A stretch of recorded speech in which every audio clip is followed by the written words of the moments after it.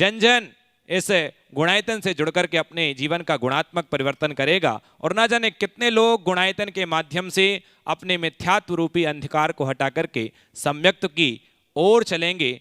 न जाने कितने लोगों के सम्यक का कारण बनेगा गुणायतन। बंधुओं, प्रतिदिन लोग देश और विदेश से जुड़ करके गुणायतन से और योग और दान और योगदान के माध्यम से अपने जीवन को उन्नत बना रहे हैं। प्रतिदिन लोगों सहयोग कर रहे हैं उदारतापूर्ण।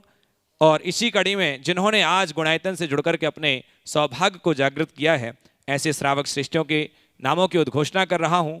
सर्वप्रथम जिन्होंने निर्माण मित्र के रूप में आज गुणायतन से अपने आप को जोड़ा है, अहमदाबाद गुजरात से श्रीमती सविता वेन भोगीलाल शाह। एक बार जोरदार करतल ध्वनि से अभिनंदन कीजिएगा। वो यहाँ पर प्रत्यक्ष रूप से उपस्थित है, मैं निवेदन करूँगा वो आए।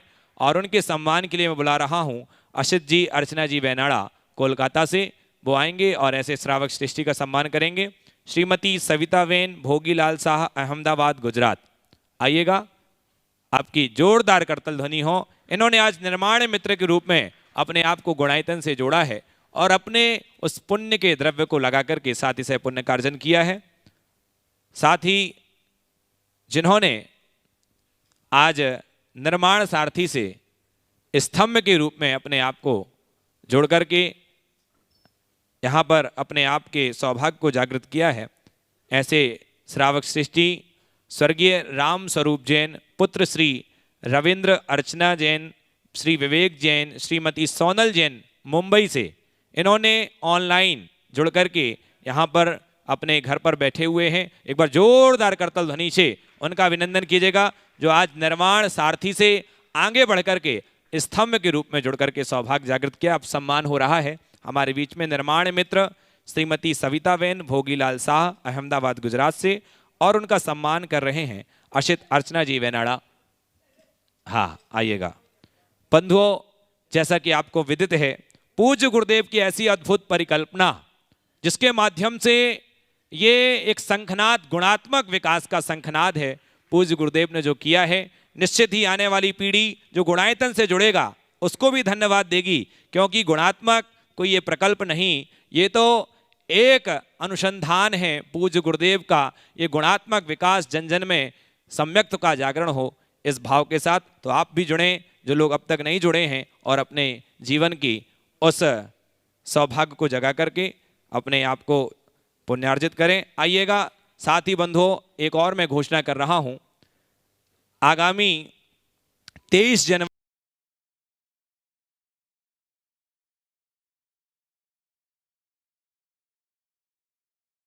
सागर जी महामुंडाज के मंगल आशीर्वाद से एक पुस्तक है भारतीय शिक्षा के मूल तत्व, जिसके लेखक लज्जाराम तोमर जी हैं।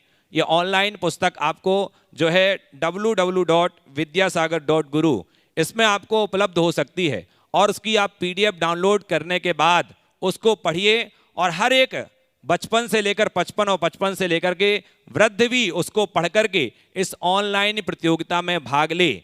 23 जनवरी से 30 जनवरी के मध्य वतन की कमान जो निःशुल्क ऑनलाइन प्रतियोगिता है, खुली किताब प्रतियोगिता है, आप उस पर अपना जो है एक परीक्षा पत्र दे सकते हैं, और उसमें परीक्षा दे करके 1 लाख से ज़्यादा के जो इनाम हैं उसमें आपको प्राप्त हो कर सकते हैं। ये निमित्त है जिसके आप अपनी राष्ट्रभक्ति भी प्रदर्शित कर सकते हैं। तो मैं निवेदन करूंगा, इससे आप जुड़िए। और चलते हैं बंधुओं सीधे सीधे बिना किसी विलंब के, जो लोग पारस चैनल के माध्यम से घर बैठे और यहाँ प्रत्यक्ष रूप उपस्थित हैं, सभी दोनों हाथों को जोड़ें, पूज्य गुरुदेव का मंगल आशीष प्राप्त करते हुए आज के शंका समाधान के सत्र को प्रारंभ कर रहे हैं। दोनों हाथ जोड़िए, बोलिए हे गुरुवर नमोस्तु नमोस्तु नमोस्तु। आइएगा, चलते हैं। सर्वप्रथम प्रथम प्रश्न के लिए मैं आमंत्रित कर रहा हूं, हमारे बीच में श्रेया पहाड़िया मंदसौर से हैं, वो अपना प्रथम प्रश्न लेकर के आ रहे हैं, और उसके बाद तैयार रहेंगी रिद्धि जैन कोलकाता।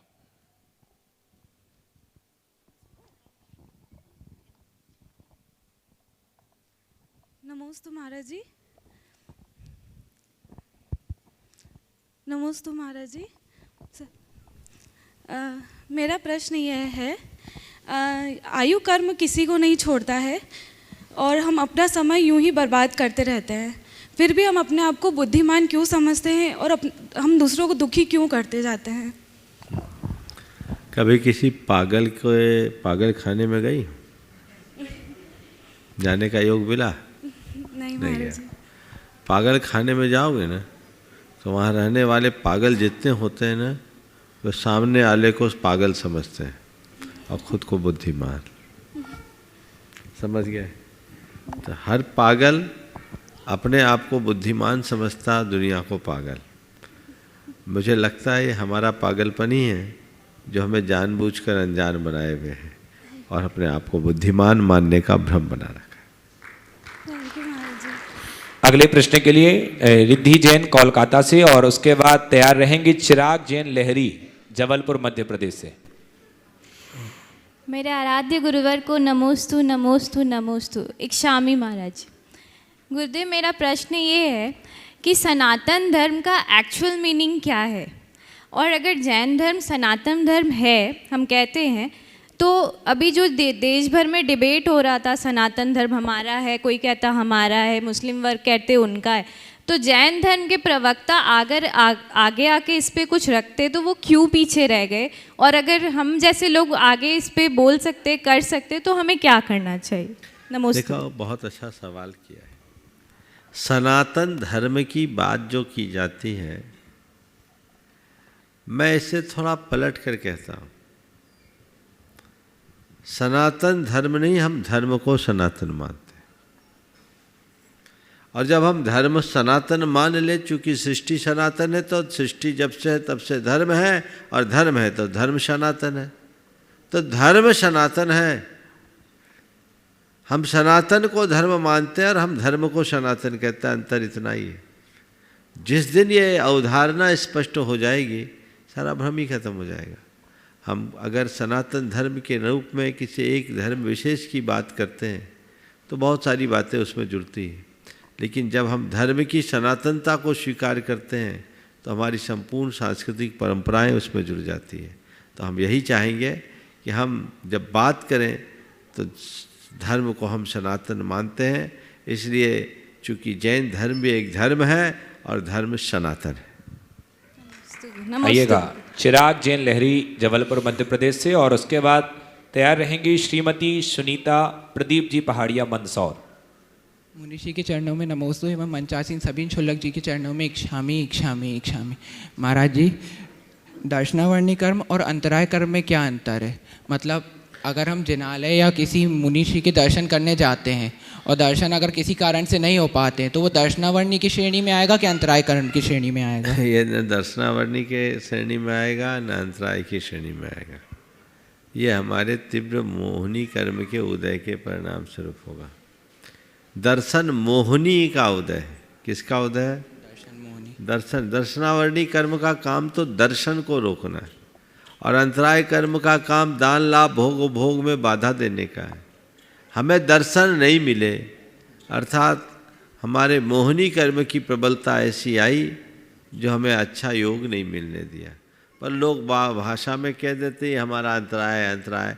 अंतराय को जब हम एक व्यवधान के रूप में ले लेते हैं तो प्रत्येक व्यवधान को लोग अंतराय कर्म से जोड़ देते हैं, लेकिन दर्शन की सुलभता न होना या दर्शन का भाव उत्पन्न न होने देना यह अंतराय कर्म के कारण नहीं है, ये हमारे दर्शन मोहनी कर्म के कारण। नमोस्तु महाराज जी। श्रीमती सुनीता प्रदीप पहाड़िया मंदसौर से और उसके बाद तैयार रहेंगी दिव्या लहरी जबलपुर मध्य प्रदेश। नमोस्तु गुरुवर, नमोस्तु नमोस्तु। क्षुल्लक जी महाराज जी को इच्छामी इच्छामी इच्छामी। गुरुवर, किसी भी व्यक्ति की अपने कार्य की सिद्धि के लिए या सफलता के लिए उसमें से कौन से गुण होने चाहिए? और वह कार्य व्यक्तिगत भी हो सकता है, सामाजिक भी हो सकता है और पारमार्थिक भी हो सकता है। तो उस कर्म की सफलता के लिए व्यक्ति में क्या होना चाहिए? कार्य की सिद्धि या सफलता के लिए क्या होना चाहिए? मेरे विचार से 4 बातें होनी चाहिए जो हमें किसी भी कार्य की सिद्धि और उसकी सफलता में सहायक बन सकते हैं। सबसे पहली बात, कार्य के प्रति लगन, प्रबल लगन। बिना लगन के लक्ष्य तक नहीं पहुंचा जा सकता। तो लगन होनी चाहिए, धुन होनी चाहिए, उसको पाने की प्रबल ललक होनी चाहिए कि ये मुझे करना है। फिर दूसरी बात तदनुरूप पुरुषार्थ, कठोर परिश्रम। फिर तीसरी बात व्यक्ति के मन में धैर्य होना चाहिए। और चौथी बात जो सबसे महत्वपूर्ण है, उस कार्य को पूर्ण करने का प्रगाढ़ संकल्प होना चाहिए। ये चीज़ें अगर जीवन में जुड़ जाए तो हमारे जीवन में वो सब बातें घटित हो सकती हैं। नमोस्तु गुरुवर। दिव्या नमोस्तु लहरी गुरुवर, जबलपुर नमोस्तु। मध्य प्रदेश से, और उसके बाद तैयार रहेंगी श्रीमती कल्पना जैन मंदसौर मध्य प्रदेश। नमोस्तु महाराज जी, नमोस्तु नमोस्तु। चुलक महाराज जी को इच्छामी इच्छामी इच्छामी। महाराज जी मेरा प्रश्न है, जब हम कोई कार्य करते हैं तो हमारे मन में उसके प्रति अति उत्साह रहता है, परंतु समय के साथ वह उत्साह कम होता जाता है। ऐसा क्यों होता है, एवं उत्साह अंत तक बनाए रखने के लिए हमें क्या प्रयास करना ये चाहिए? स्वाभाविक है, कोई भी कार्य करने में उत्साह हमेशा एक सा नहीं बना रहता है। आप देखो ना, भोजन करते हो, जब भोजन में बैठते हो तो शुरुआत में जो उत्साह होता है धीरे धीरे कम होता है कि नहीं? तो ये स्वाभाविक बात है, उत्साह घटता बढ़ता रहता है। लेकिन जब भी हमारा उत्साह घटे, अपने लक्ष्य को सामने ला करके और प्रगाढ़ बनाना चाहिए। और हमेशा अपने बड़े लक्ष्य को छोटे छोटे लक्ष्यों में बांट कर चलना चाहिए, तो उत्साह हमारा बढ़ जाएगा। जैसे पर्वत पर चढ़ते हो आप लोग, बड़े उत्साह से यहाँ आते हैं, पर थोड़ा थोड़ा थकान आती है तो लगता है भगवान कहाँ आ गए, कहाँ आ गए, आ गए। लेकिन जब टॉप पर पहुंच जाते हैं, अब चोपड़ा कुंड आ गए, अब तो थोड़ा ही गंधर स्वामी का टोंक आने वाला है ना। अब वहाँ चले, बस ये बाजू की टोंक है, ये कर ले। जब टोंक दिखने लगते हैं तो उत्साह बढ़ता है ना।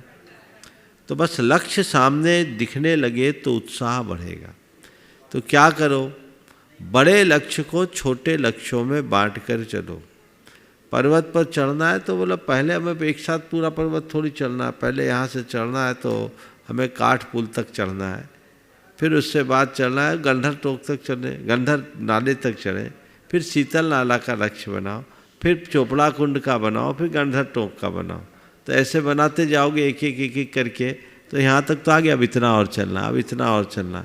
एक बड़ा लक्ष्य और उस लक्ष्य के भीतर छोटे छोटे लक्ष्य बनाने के बाद जब हमारे एक लक्ष्य की पूर्ति और उसके सामने दूसरा लक्ष्य उपस्थित दिखता है तो हमारे अंदर का उत्साह बढ़ता है, पैरों में अपने आप गति होते, बस अब तो पहुंच गए, अब तो पहुंच गए, ये स्थिति बनी। नमोस्तु महाराज जी, नमोस्तु। कल्पना जैन मंदसौर से, और उसके बाद तैयार रहेंगी अर्चना असित वेनाड़ा कोलकाता। त्रिबार नमोस्तु नमोस्तु नमोस्तु गुरुदेव। बोलो। गुरुवार नमोस्तु। ये बोलने में थोड़ी सी घबराहट होती है इनको, ठीक मैं है। इनकी तरफ से क्वेश्चन पूछ रहा हूँ। उनकी कल्पना को आप साकार करोगे, बोलो बोलो। ये मेरी कल्पना है। हाँ। आचार्य विद्यासाई जी गुरुवर के चरणों में त्रिबार नमोस्तु नमोस्तु नमोस्तु। आचार्य मुनि संघ के चरणों में त्रिबार नमोस्तु नमोस्तु नमोस्तु। महाराज, हमारी जो वर्तमान समस्या है और मेरे मन की जो पीड़ा है वो मैं क्वेश्चन के मार्फत से आप तक पहुँचा रहा हूँ। आपका मार्गदर्शन चाहते हैं कि पूर्व में ऐसा बताया गया था कि जैनियों की संख्या लगभग 40 करोड़ थी बहुत पुराने समय में, और आज घट के बहुत नगण्य रह गई है। और आज समाज में ये बहुत ज़्यादा प्रचलन में है कि जैनियों के पास पैसा तो बहुत बढ़ रहा है, और जनसंख्या उनकी उसी हिसाब से कम होती जा रही है। और जैनियों का जो पैसा है वो आटा और बाटे में खर्च हो रहा है। हमारी आने वाली पीढ़ी के लिए हम कुछ भी विरासत में छोड़ के इतना नहीं जा रहे हैं जो हमारी जिस हिसाब से हमारे पास धन है और हमारे पास सामर्थ्य है वो हम छोड़ के नहीं जा पा रहे हैं। तो आपके माध्यम से जैन समाज के लिए मैं ये मार्गदर्शन चाहूँगा कि वो हमारी आने वाली पीढ़ी को शिक्षा, स्वास्थ्य, हॉस्टल, स्कूल जैसी जो सुविधाएं हैं वो जो मिलना चाहिए उन्हें, और इसके लिए बहुत कम मात्रा में सुविधाएं जैन समाज उन्हें दे पा रहा है। आपके माध्यम से जैन समाज के लिए मार्गदर्शन, क्या आप जैन समाज को मार्गदर्शन दें कि वो किस तरह से इस ओर अपना पैसा खर्च करें? ये बिल्कुल बड़ा गंभीर और चिंता का विषय है। अक्सर ये चिंता प्रकट होती है कि जैनों की संख्या दिनों दिन घट रही है, पर प्रोडक्शन तो आपके हाथ में, हमारे हाथ में नहीं। तो पहले आप लोगों को संतति को बढ़ाने का प्रयत्न करना चाहिए। जैन अपनी जनसंख्या बनाना चाहते हैं तो दो ही रास्ते हैं, या तो जैन बढ़ाओ या जैन बनाओ। समझ गए? बढ़ाने का रास्ता आप लोगों के पास है, बनाने का रास्ता हम लोगों के पास है। दोनों मिल करके चले तो ये दोनों काम हो सकता है। और जैन संस्कृति को हमें पंचम काल के अंत तक जीवंत रखना है। तो उसके लिए हमें बड़ी तत्परता से इस दिशा में आगे आना होगा, और आगे आने के बाद हमें प्रयास करना चाहिए, लोगों को गंभीर होना चाहिए। क्योंकि जैन समाज एक प्रबुद्ध समाज है, बुद्धिजीवी समाज है, और जैन समाज में संतति नियंत्रण के कार्य बहुत तेज़ी से हो रहे हैं। और आज तो अब दो भी नहीं, एक में ही संतुष्ट, और कुछ तो एक को भी नहीं चाहते। ये कतई उचित नहीं है। संतति को बढ़ाने के लिए लोगों को पूर्ण ध्यान देना चाहिए, ये हमारी एक बहुत बड़ी ज़रूरत है। अन्यथा आने वाले दिनों में हमारे हाथ में कुछ भी नहीं रहेगा। जैन ही नहीं रहेंगे तो जैन धर्म का क्या होगा। इसलिए जैनत्व को सुरक्षित रखने के लिए हमें जैनों को बढ़ाना जरूरी है, जैन बनाना जरूरी है।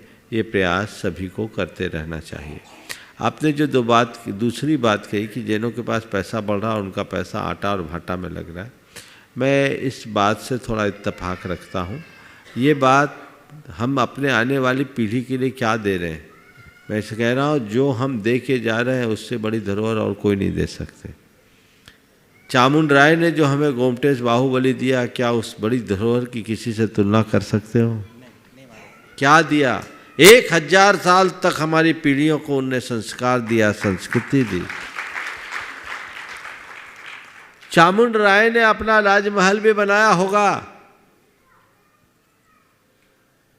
और गोमटेश बाहुबली से पहले उसका महल भी होगा, उसके वंशज भी होंगे। लेकिन चामुंड राय के राजमहलों का कोई पता नहीं, उसके वंशजों का भी अता पता नहीं। पर चामुंड राय की श्रद्धा भक्ति के प्रति गोमटेश आज भी अजर अमर अविनाशी है, जो वहाँ आगत आबाल वृद्ध सभी को जैन धर्म और जैन तत्व ज्ञान का सहज बोध करा रहे, जिनको देखते ही व्यक्ति के हृदय में एक अलग प्रकार की उमंग है। मैं पूछता हूँ, क्या हमारा हृदय चामुंड राय और आचार्य नेमीचंद के प्रति आभारी नहीं होता, कृतज्ञ नहीं होता? बड़े बड़े राजा महाराजा अपने पीछे अपार संपदा छोड़ के गए, लेकिन वो हमारे काम में नहीं आए, और जो हमारी संस्कृति को छोड़ा वो आज भी हमारे पास अजर अमर। ये डायलॉग की भाषा है, आटा और भाटा, लेकिन ऐसे लोगों को कुछ आता ही नहीं। ये भाटा नहीं है, ये हमारे श्रद्धा के आयतन है, जो हजारों साल तक हमारी संस्कृति के हमारे गौरव गीत गाते रहेंगे। ये एक बहुत बड़ी धरोहर है। हम अपनी पीढ़ियों को अगर कुछ दे, धन देने की जरूरत नहीं है। धन के तो हमारी पीढ़ी में इतने संस्कार है कि कहीं भी पैदा कर लेंगे, लेकिन हमें उनको धन देने की जगह संस्कार देने की ज़रूरत है, संस्कृति देने की ज़रूरत है। एक भी जैन अगर भविष्य में बचा तो इनसे ही वो अपनी पहचान कर पाएगा, और इनको देखकर आने वाली पीढ़ी भी जैन धर्मानुरागी बन पाएगी। संख्या तुम्हारी घटते जा रही है, यदि इसी तरह संख्या घटती रहेगी तो 45 लाख को 5 लाख में बदलने में ज़्यादा वर्ष नहीं लगने। जिस प्रकार की TFR है अभी, टोटल फर्टिलिटी रेट, वो हमारी 100 साल से ज़्यादा की उम्र नहीं बची अब। लेकिन ये मंदिर रहेंगे, ये मूर्तियाँ रहेगी, तो हजारों साल तक हमारे इतिहास की गौरव गाथा की साक्षी बने रहेंगे। समझ गए? जहाँ तक चिकित्सा और अध्ययन की बात है, उसके लिए इंस्टीट्यूशंस खोलने की बात है, खोलना चाहिए। जैन समाज शिक्षा और चिकित्सा के क्षेत्र में पिछड़ी भी नहीं है। आज जैन समाज को शिक्षा और चिकित्सा की पूर्ण सुविधा है, लेकिन जैन समाज को जन समाज के हित में कार्य करने चाहिए, सो करती भी जा रही है। आज भी अगर देखा जाए तो जनसंख्या के अनुपात से जितने अधिक औषधालय और चिकित्सालय, जो पारमार्थिक औषधालय और चिकित्सालय चल रहे हैं अथवा विद्यालय चल रहे हैं, जनसंख्या के अनुपात से देखा जाए तो समाज के अन्य समाजों की तुलना में अधिक मिलेंगे। बिल्कुल सही बात है ऐसा कोई गांव? कहाँ से आए आप? मंदसौर से। आपके मंदसौर में जैन स्कूल है? सर स्कूल चल रहा है? हाँ। कोई औषधालय है? औषधालय तो मतलब हाँ? तो सही बहुत हाँ है ना? तो औषधालय भी है, स्कूल भी है, आपके यहाँ भी है ना? सारे देश में मिलेगा, भले छोटा सा औषधालय, एक पारमार्थिक औषधालय और विद्यालय है। ऐसा नहीं कि नहीं है, इस दिशा में भी प्रयास होना चाहिए। लेकिन हमारे सामने सबसे बड़ी बात है अपनी संस्कृति को हजारों साल तक हम कैसे सुरक्षित और संरक्षित रखें। इसलिए मैं कहता हूँ इस तरह के उपक्रम आज सर्वाधिक आवश्यक और अपेक्षित है, हमें इन्हें बढ़ावा देना चाहिए। धन्यवाद। नमोस्तु महाराज। नमोस्तु। अर्चना अशित बेनाड़ा कोलकाता से, और उसके बाद तैयार रहेंगी निशा काला किशनगंज। नमोस्तु महाराज जी। इच्छामि इच्छामि इच्छामि महाराज जी। महाराज जी, अहिंसा और करुणा, बोलो। अहिंसा और करुणा दो ऐसे शब्द हैं, जैसे व्रती को अहिंसा का पालन तो करता है, लेकिन करुणा हो ये मतलब उसका वो नहीं है कि करुणा भी उनमें हो सके। जैसे करुणा से हम अव्रती को करुणा से तीर्थंकर प्रकृति का बंध तो हो सकता है, लेकिन अगर करुणा और अहिंसा साथ हो उसका सामंजस्य कैसे बैठाएं। जैसे मैं मंदिर जाती हूँ तो रास्ते में मुझे मुर्गियों का पूरा वो जाते हैं, वो लोग इतना रोते रोते जाते हैं, लेकिन हम उसको बचा तो नहीं पा रहे ना महाराज जी। देखिए, करुणा भाव हमारे सम्यक दर्शन का एक गुण है। करुणा का अभाव मोह का चिन्ह है, और करुणा हमारी आत्मा का स्वभाव है। सच्चे अर्थों में देखा जाए तो बिना करुणा के धर्म नहीं पलता। पर करुणा का अर्थ ये नहीं है कि हम किसी को बचा ही ले। अगर बचाने का भाव भी जगाते हैं तो वह भी एक करुणा है। चूँकि देश काल की परिस्थितियाँ भी हमारी बहुत सारी क्रियाओं में बाधक बनती। अब यहाँ वर्तमान में देश का कानून है और सबके अपने खान पान की स्वतंत्र पसंद है, तो आप उनको रोक नहीं सकते, कानूनन दृष्टि से अपराध होगा। और आपके पास संसाधनों की भी सीमा है, आप चाहो तो रोज खरीद करके उनको संरक्षण दो, तो ये रोज रोज तो संभव नहीं। पर इन दीन दुखियों के प्रति अपने मन में सद्भाव तो जगा सकते हैं, भगवान सबको सद्बुद्धि आए ताकि सबकी रक्षा हो। क्या ये करुणा नहीं है? एक करुणा का सक्रिय रूप है और एक करुणा भावनात्मक करुणा है। भावनात्मक करुणा का पालन तो हम कर ही सकते, करना चाहिए। क्रियात्मक रूप में भी जहाँ संभव है वहाँ करना जरूर पालना चाहिए। किसी कसाई के हाथ से किसी प्राणी को न छुड़ा सको कोई बात नहीं, पर किसी तड़पते प्राणी की चिकित्सा करा तो सकते हैं। जहाँ हमारा बस है वहाँ करे, जहाँ बस हो उसकी भी उपेक्षा कर दे तो वो करुणा की श्रेणी में नहीं आए। नमोस्तु महाराज। निशा काला किशनगंज से, और उसके बाद तैयार रहेंगी मंदसौर से श्रीमती ऊषा पाटनी। मेरे गुरुवर के चरणों में तिरवा नमोस्तु नमोस्तु नमोस्तु। शुल्लक जी महाराज जी को इच्छामि। महाराज जी, अब एक कन्फ्यूजन का विषय हुआ सूतक पातक को लेके।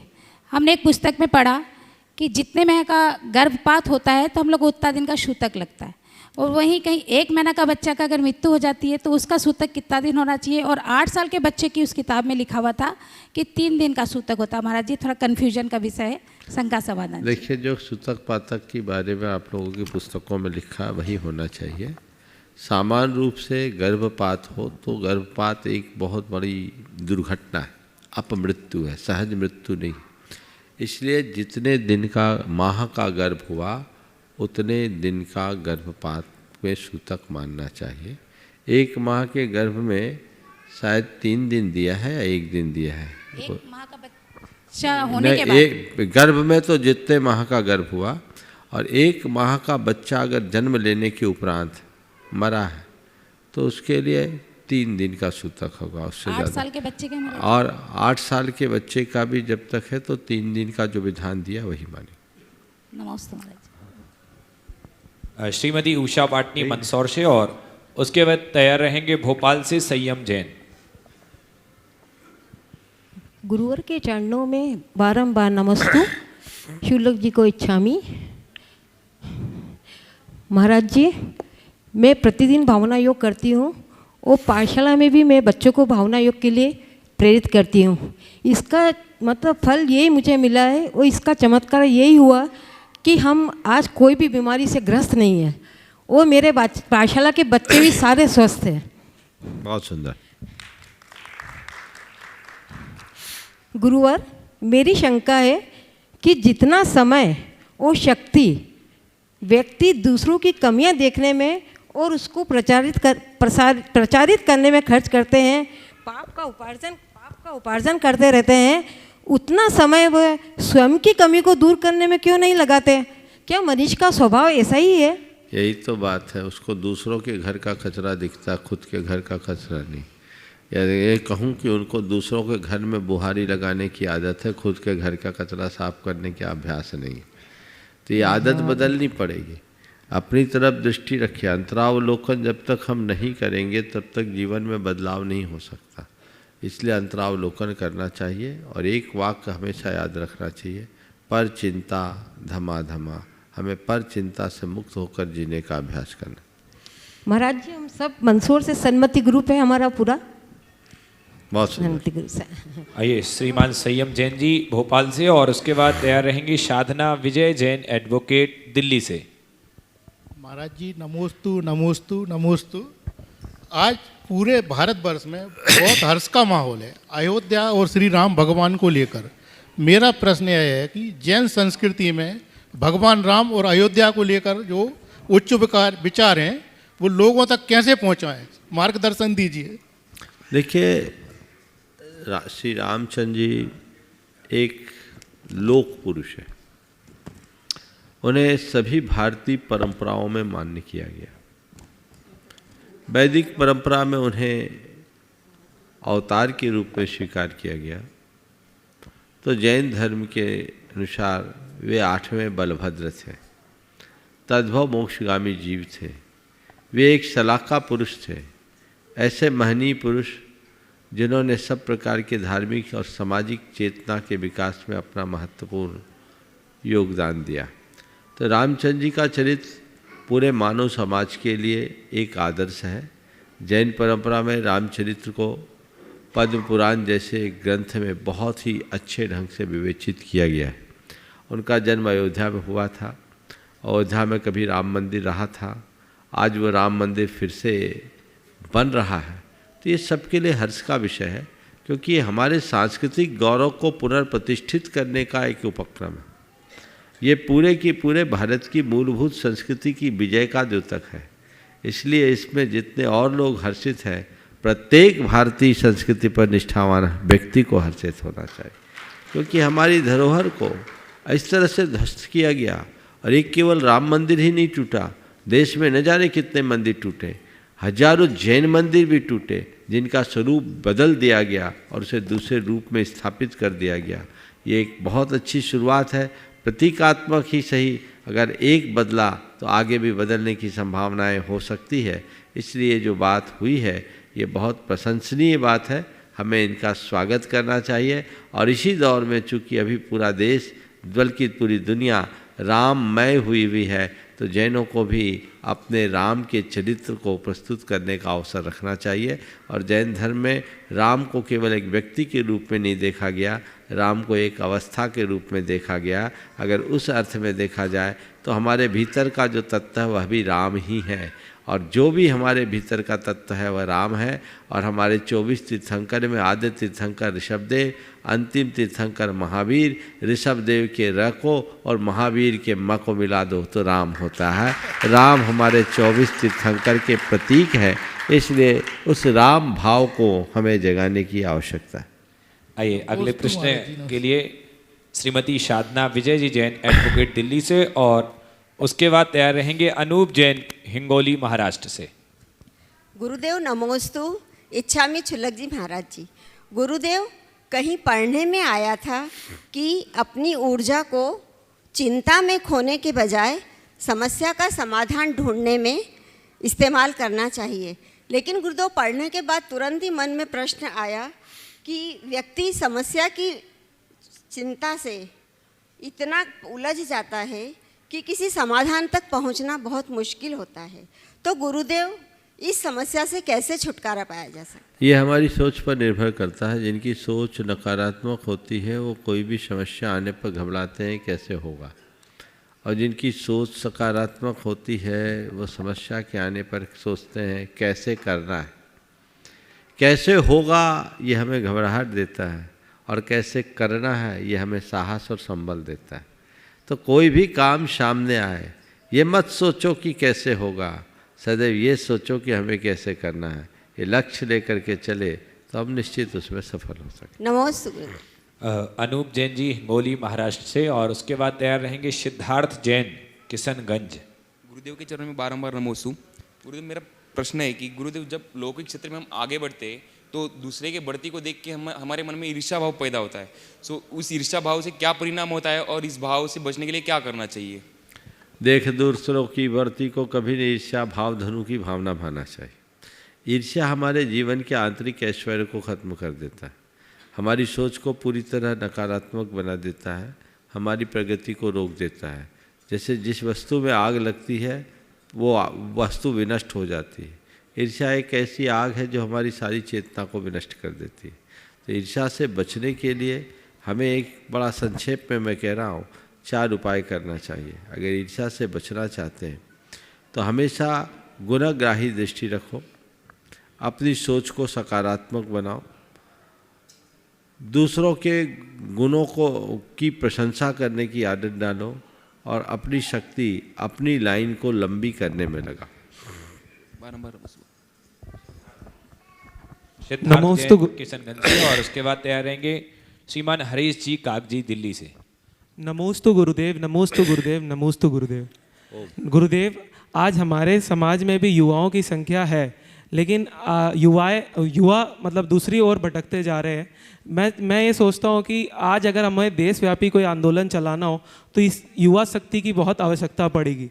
जैसे हमारे तीर्थ आज क्षीण होते जा रहे हैं, तो मेरा ये सोचना है कि क्या हमारे समाज का जो सिरमौर है या जो राष्ट्रीय चेतना का मंच है, क्या वहाँ से एक युवाओं का जो जिसकी छवि पूरे देश भर में व्याप्त है, उनको एक अभियान के जैसे चला के हर जगह से जहाँ पर जो युवा जुड़े हुए हैं उनको जोड़ के कुछ ऐसा अभियान चालू करना चाहिए जिससे हम अपने तीर्थों को सुरक्षित कर सके। इस पर अपनी थोड़ी प्रकाश। देखो, तीर्थों को सुरक्षित करने के किसी भी मुद्दे के लिए मैं इस मंच को पर्याप्त नहीं मानता हूँ। आप लोग बातों को केवल सोशल मीडिया तक सीमित रखना चाहते हैं और अपने अपने बयान जारी करके उसमें ही अपने कर्तव्यों की पूर्ति मान लेते हैं। तीर्थ की सुरक्षा जब तक हम स्थानीय स्तर पर वहाँ की जो समस्याएं हैं उनके जड़ में न जाए और उनके स्थायी समस्या का हल न निकाले तो नहीं निकलेगा। केवल भीड़ जुटाने और हल्ला मचाने से तीर्थ सुरक्षित नहीं होंगे, अपितु उनके कारण हमारे तीर्थ असुरक्षित भी हो सकते हैं। समाज में जागरूकता चाहिए, हर तीर्थ के स्थानीय स्तर पर गंभीरता से विश्लेषण चाहिए और विश्लेषण करके जो उसका सर्वसम्मत रास्ता वो निकालना चाहिए। नमोस्तु गुरु। श्रीमान हरीश जी कागजी दिल्ली से, और उसके बाद तैयार रहेंगी प्रियल जैन राजस्थान से, भीलवाड़ा राजस्थान से। प्रियल जैन। श्रद्धेय गुरुवर के चरणों में नमोस्तु, छुलगी महाराज को चरणों में इच्छामी।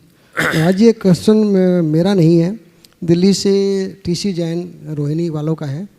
उन्होंने पूछा है कि सिद्ध चक्र महामंडल विधान अपने जीवन में एक बार जरूर करना चाहिए। तो उन्होंने पूछा है कि हम जिस गांव के हैं उस गांव के मंदिर में अपने खानदान के सदस्यों को इकट्ठा करके करना चाहिए, या जहां हम रहते हैं अब वर्तमान में उस मंदिर में करना चाहिए, या सिद्ध क्षेत्र में, कहाँ का महत्व है? देखिए, जहाँ मौका है वहाँ कर लेना चाहिए, बन जाए तो तीनों जगह कर लेना चाहिए, लेकिन तीनों में प्राथमिकता देने की बात करो तो मैं कहता हूँ जो तुम्हारा मूल गांव है वहाँ जरूर करना चाहिए, ताकि गांव के मंदिरों का उद्धार हो सके और लोग उससे जुड़ सके। जी महाराज, पूरे नमस्ते नमस्ते महाराज। प्रियल जैन राजस्थान भीलवाड़ा राजस्थान से, और उसके बाद तैयार रहेंगे मुरैना मध्य प्रदेश से सिद्धार्थ जैन। महाराष्ट्र के चरणों में बारंबार नमोस्तु। महाराष्ट्री जैन होने के रूप में हमारे क्या कर्तव्य है और हम विश्व में किस तरह शांति और अहिंसा का संदेश दे सकते हैं? बहुत अच्छा सवाल किया। जैन होने के नाते हमारा क्या कर्तव्य? पहला कर्तव्य तो यह है कि हम खुद जैनत्व की कसौटी पे खरे उतरे। दूसरा कर्तव्य, हम जैन धर्म को अच्छे तरीके से खुद समझे, पढ़े, अध्ययन करें। तीसरा है जैन धर्म को हम लोगों तक अच्छे से पहुंचा सके, उन्हें उनके सामने जैन धर्म की मूलभूत बातों का विवेचन कर सके। और चौथा, अपने आचरण को ऐसा बनाए कि हम सबके आदर्श बन सके और लोगों के मुख से आए इस जैन से अच्छा कोई इंसान नहीं। तो जैन धर्म की युगांतकारी प्रभावना आपो आपो। सिद्धार्थ जैन मुरैना मध्य प्रदेश से, और उसके बाद तैयार रहेंगी मानसी जैन वर्धमान कॉलोनी सागर मध्य प्रदेश। ओम नमोस्तु गुरुदेव, नमोस्तु भगवान। गुरुदेव, हम लोग व्यापार में, पढ़ाई में, गृहस्थ कार्यों में दिन भर पाप क्रियाएं करते हैं गुरुदेव, और लोग बोलते हैं कि पुण्य के बिना कोई भी कार्य नहीं होता। पर गुरुदेव, ऐसा कौन सा पुरुषार्थ करते हैं जिससे गुरुदेव हमारे सातिशय पुण्य का बंध हो और पापों का क्षय हो? देवगुरु धर्म की सेवा करते रहो, सातिशय पुण्य का बंध होगा। दान, पूजा, शील और उपवास, ये 4 ऐसे कर्म हैं जो सातिशय पुण्य के बंध के कारण है। बाकी क्रियाओं में तो दिन भर खटकर्म चलता रहता है, लेकिन इनको आत्मसात करेंगे तो सुनिश्चित जीवन का विकास होगा। नमोस्तु। मानसी जैन वर्धमान कॉलोनी सागर मध्य प्रदेश से, और उसके बाद मैं आमंत्रित करूंगा परम आदरणीय पंडित सिद्धार्थ जी शतना। मुनिषी के चरणों में बारंबार नमोस्तु एवं शुल्लक जी को इच्छामि। महाराज श्री, मेरा प्रश्न यह है कि भगवान जी के जो अतिशय होते हैं, जैसे कि अभिषेक उनका स्वयं और छत्र भामंडल आदि का हिलना, क्या ये शुभ का प्रतीक होते हैं या अशुभ? आज से कुछ दिन पहले मैंने इसका उत्तर दिया था। ये शुभ भी हो सकते हैं, अशुभ भी हो सकते हैं। किस प्रसंग में बने उसको देख कर करना। पंडित सिद्धार्थ जी शतना, और उसके बाद हम चलेंगे मंचासीन क्षुल्लक मुनिराजों के चरणों में, और उनके माध्यम से शंका के समाधान के सत्र को आगे बढ़ाएंगे। परम पूज्य गुरुदेव के चरणों में शतवार नमोस्तु नमोस्तु। क्षुल्लक जी के चरणों में इच्छामि। हे गुरुवर, 1-1.5 साल पहले एक बात हमने आपसे कही थी, ऐतिहासिक प्रसंग को लेकर कही थी कि खजुराहो के प्राचीन जिन मंदिरों में शिखरों पर कुछ चित्र अंकित हैं खुदाई के माध्यम से, उसमें जैन परंपरा की मूल भावनाओं को देखते हुए एक चित्र देखने में आता है, ऊपर लगा है, जिसमें मुनि महाराज की संलेखना हो रही है और आचार्य महाराज उनकी संलेखना को विधिवत करा रहे। एक चित्र खुदाई में दिखता है कि श्रावक की संलेखना हो रही है और मुनि महाराज, आचार्य महाराज उस श्रावक की संलेखना को संपन्न करा रहे। एक चित्र ऐसा है जिसमें आहार दान का पूरा चित्रण आ रहा है। एक चित्र ऐसा है जिसमें आचार्य अपने संघ को पठन पाठन करा रहे हैं। ऐसे कई चित्र पाषाण पर उत्कीर्ण होकर वो लगे हुए हैं। मैं ये बात इसलिए रख रहा हूँ कि कालांतर में उन्हीं मंदिरों से प्रतिमाएं चली गई। मंदिरों का कुछ भी इतिहास हमारे लिए ऐसा नहीं इंगित करता है कि जहाँ हम साबित कर सकें कि ये जैन मंदिर था, मगर ये जो उत्कीर्ण हैं और शिखर पर हैं, जिनके दृश्य उनको भी नहीं जाते हैं ले जाने वालों को, तो वो साक्ष्य बनकर हमारे सामने हमेशा खड़े रहते हैं। हमारी भावना थी, आपसे निवेदन किया था, अगर कुछ ऐसा हो सके इस गुणायतन के जिन मंदिर में कि कुछ पाषाण ऐसे उत्कीर्ण हो सके बीच बीच में, जो सामने से भले ना दिखें लेकिन वे छुपे हुए रहस्य भी प्रकट करने में आगामी काल में सक्षम रहे, कि जिसमें जैनत्व की धारणा उसमें दिखाई पड़ती रहे। और इसी के साथ में एक बात और कहना चाहूँगा। आज हम सबका ऐसा शुभ दिवस आया कि गुरुदेव के चरणों में एक शपक यहाँ पर जो निवास करती थी और उनके भाव संलेखना के बहुत दिनों से व्रतों को पाल रही, सप्तम प्रतिमा के साथ में व्रत पाल रही थी। गुरुदेव के माध्यम से दसम प्रतिमा भी उन्हें प्राप्त हुई थी। आज गुरुदेव के सामने उन्होंने अपनी संलेखना समाधि के लिए वहाँ निवेदन किया, सारे परिवार से क्षमा याचना करके, और आज गुरुचरणों में समर्पित हुई है। शतक लोगों ने उनकी अनुमोदना की है। मैं चाहूँगा कि उनके आशीर्वाद स्वरूप आपके मुखारबिंद से निकले। देखिए सिद्धार्थ जी, आपने जो प्रस्ताव रखा वो प्रस्ताव काफ़ी कुछ तो यहाँ पालित हो रहा है। आपने मंदिर को देखा होगा तो यहाँ के अंदर के प्रत्येक स्तंभ पर दिगंबर मूर्तियाँ उत्कीर्ण हैं, नीचे और ऊपर। वो इसीलिए की गई कि आने वाले दिनों में कभी कुछ हो तो जाना जा सके, ये प्रमाण बन सके कि ये जैन मंदिर है। इसके अतिरिक्त सहस्त्रकूट में ऐसे बहुत सारे उत्खनन होने हैं जिसमें शिल्प सौष्ठव के साथ साथ हमारा इतिहास भी हो। मंदिर में भी अभी और बहुत काम है। अभी चूँकि प्राथमिकता के स्तर पर जो मूल कला और स्थापत्य को प्रमुखता देकर दी जाती है उसे प्रमुखता से दिया गया है, लेकिन जहाँ जैन संस्कृति को जोड़ने का प्रयास है किया जा रहा है और अभी और बहुत कुछ किया जाना है जो समय पर होगा। लेकिन ये चीज़ें ज़रूर होनी चाहिए। हमें इस तरह के चित्रों को रेखांकित करके रखना चाहिए ताकि हमारे मंदिरों को सुरक्षित रखा जा सके और हमारे इतिहास के दस्तावेज बनाया जा सके। आपने जो बात की निश्चित आज बहुत ही शुभ संयोग है और यहाँ पर नंदलाल जी जैन साहब एनएल जैन जो गुणायतन के कोषाध्यक्ष हैं, वर्षों से यहाँ अपनी रह के सेवा दे रहे हैं। उनकी धर्मपत्नी 7 प्रतिमा का पालन करते हुए अपना व्रती जीवन यापन कर रही थी साधना के साथ। अचानक उनके शरीर में कुछ ऐसी विकृति आई तो उन्होंने बहुत बड़े साहस और संकल्प का उदाहरण प्रस्तुत किया है जो बड़े बड़े साधुओं को भी दुर्लभ होता है। आज उन्होंने 10 प्रतिमा ली और अब वो सुलोचना जी स्वात्मश्री हो गई है, साधिका स्वात्मश्री। अभी वो पहले पाक्षिक से नैष्ठिक श्रावक की श्रेणी में थी और अब वो साधक श्राविका बन गई है, इसलिए उनका नाम साधिका स्वात्मश्री हो गया। वो अपनी साधना में है। निश्चित ये बहुत भाग्यशाली लोगों को ऐसा अवसर मिलता है। अब वो क्रम से अपने जीवन को उत्तरोत्तर आगे बढ़ाएंगे और अपने जीवन का जो चरम लक्ष्य है उसे पूर्ण करने का सौभाग्य प्राप्त करेंगे। मैं तो एक ही बात मानता हूँ, जो विशुद्ध भाव से धर्म की आराधना करते हैं, देव गुरु शास्त्र की सेवा में तत्पर रहते हैं, उनको ही ऐसा सुयोग मिल पाता है। वो वर्षों से यहाँ सेवा करती रही हैं, साधुओं की भी सेवा की है और उनके श्रीमान तो गुणायतन की सेवा में अहरनिश लगे ही हुए हैं। वे अपने लक्ष्य में आगे बढ़ेगी, सफल होगी, उनकी संलेखना निर्बाध होगी और वे अपने आवागमन के चक्र से शीघ्र मुक्त होगी। मेरा यही आशीर्वाद है और उसके परिचर्या के लिए सिद्धार्थ जी आप आए हैं और जो लोग लगे हैं उन सबको भी आशीर्वाद। अब चलते हैं मंचासीन पूज्य क्षुल्लक श्री स्वरूप सागर जी महाराज के चरणों में निवेदन कर रहे हैं कि आगे के इस शंका समाधान के सत्र को मंचासीन क्षुल्लक श्री महाराजों के चरणों से जोड़िए। मुनि श्री के चरणों में बारंबार नमोस्तु। प्रथम प्रश्न के लिए निवेदन है पूज्य क्षुल्लक श्री सुभग सागर जी महाराज से कि अपना प्रश्न रखें ताकि हमारा भी पथ प्रशस्त हो सके। पूज्य मुनिवर के श्री चरणों में बारंबार नमोस्तु नमोस्तु नमोस्तु।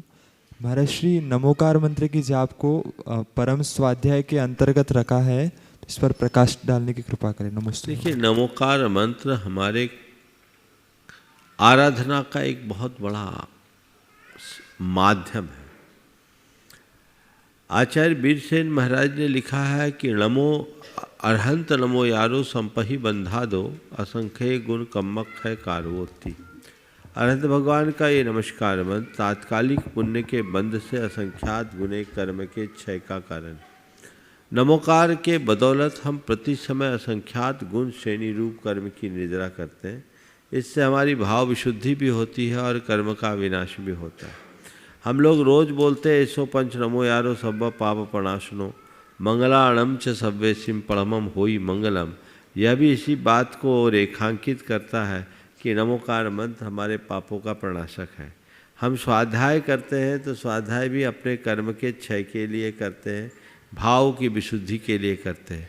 मंत्र की आराधना से हमारे हृदय की विशुद्धि बढ़ती है, परिणाम निर्मल होते, कर्म की निद्रा होती है। तो क्या वो स्वाध्याय नहीं है? स्वाध्याय ही है। और नमोकार मंत्र में अगर हम और अच्छे तरीके से अपने मन को लगाएं तो हम पंच परमेष्ठी के विषय में बहुत गहन ज्ञान प्राप्त कर सकते हैं। एक एक पद के अंदर खो जाए तो घंटों व्यतीत कर सकते हैं। नमोकार का ध्यान करो, अरहंत परमेष्ठी के बारे में ध्यान करना शुरू करो तो जितना अरहंत भगवान के विषय में आप जानते हो, जो कुछ लगा है वो आपके चिंतन में आएगा। क्या ये स्वाध्याय नहीं है? सिद्ध परमेष्ठी के बारे में जो चिंतन में आएगा वो भी स्वाध्याय, आचार्य, उपाध्याय, और इसी तरह साधु के बारे में। तो स्वाध्याय बल्कि स्वाध्याय से भी ऊंचा स्थान है। इसलिए नमोकार मंत्र हमारा मूल मंत्र है। ऐसे प्रत्येक व्यक्ति को जपना चाहिए। इस मंत्र के किसी मंत्र से तुलना नहीं की जा सकती। ये महामंत्र है और इसकी 4 ऐसी मौलिक विशेषताएं हैं जो इसे संसार के सब मंत्रों से अलग कर देती है। सबसे पहली विशेषता यह अनादि सिद्ध मंत्र है। संसार के अन्य मंत्रों को सिद्ध करना पड़ता है, इसे सिद्ध करने की जरूरत नहीं। दूसरी विशेषता, इसका कोई देवता नहीं, इसमें कोई बीजाक्षर नहीं। एक भी बीजाक्षर नहीं है, एक भी देवता नहीं है। अरहंत, सिद्ध, आचार्य, उपाध्याय और साधु ये पंच परमेष्ठी हमारे साधना की अवस्था है, कोई व्यक्ति नहीं। और ह्रीम, ऐम आदि कोई भी, ओम आदि कोई बीजाक्षर नहीं है। तो बीजाक्षर और किसी अधिष्ठित देवता से रहित विश्व का एक विलक्षण मंत्र है। तीसरी विशेषता, इस मंत्र की कोई आनुपूर्वी नहीं है। आप इसको पूरा पढ़ो तो, अधूरा पढ़ो तो, आगे से पढ़ो तो, पीछे से पढ़ो तो, इसका एक अक्षर भी पढ़ो तो ये अपने आप में पूर्ण मंत्र है। दुनिया के किसी मंत्र को उल्टा फेरोगे तो उलट जाओगे। नमोकार मंत्र को उल्टा भी पढ़ोगे तो काम सीधा होगा, अधूरा पढ़ोगे तो गड़बड़ होगा। लेकिन ये अधूरा भी अपना काम कर देगा। केवल नमो अरिहंतानम में भी बेड़ा पार हो जाएगा। अरिहंतानम तो जाने दो, अरहंत का अ बोल दो तो काम चलेगा, सिद्ध का सी बोलो तो काम चलेगा, आचार्य का आ बोलो तो भी तुम्हें फल मिलेगा, उपाध्याय का ऊ और साधु का सा। विश्व का पहला मंत्र है जिसकी कोई आन पूर्वी नहीं है। और चौथी विशेषता, यह मंत्र केवल सांत्विक और पौष्टिक कर्म में ही काम आता है। मारन, उच्चाटन आदि अशुभ कार्यों में इस मंत्र का कोई प्रयोग नहीं होता। शुद्ध रूप से अहिंसक मंत्र है। ये मंत्र है, इसलिए इसे मंत्राधिराज कहते हैं। प्रत्येक व्यक्ति को सश्रद्धा इस मंत्र की आराधना करते रहनी चाहिए। निवेदन है पूज्य छोलरक्षी चिद्रूप सागर जी महाराज से कि हमारी ज्ञान वृत्ति हेतु अपना प्रश्न प्रेषित करें। पूज्य मुनिश्री के चरणों में बारंबार नमस्तु। महाराज जी, जब हम महापुरुषों के जीवन चरित्र देखते हैं तो जैसे आदिनाथ भगवान, बाहुल्य भगवान, उनके जीवन में सदा अनुकूलता रही, लेकिन थोड़ा सा प्रतिकूलता, थोड़ा सा क्षोभ उनके मन में हुआ तो उनको वैराग हुआ, उन्होंने उसको आत्मोन्नति का कारण बना लिया। लेकिन सामान्य व्यक्ति के जीवन में दुख आते रहते हैं, लेकिन फिर भी वो इसे अपनी सफलता का या अपनी आत्मोन्नति का कारण नहीं बना पाते। किस तरह से अपने जीवन में आने वाली प्रतिकूलता को अपनी आत्मोन्नति का कारण बनाना चाहिए? नमस्ते। 3 प्रकार के घोड़े होते हैं।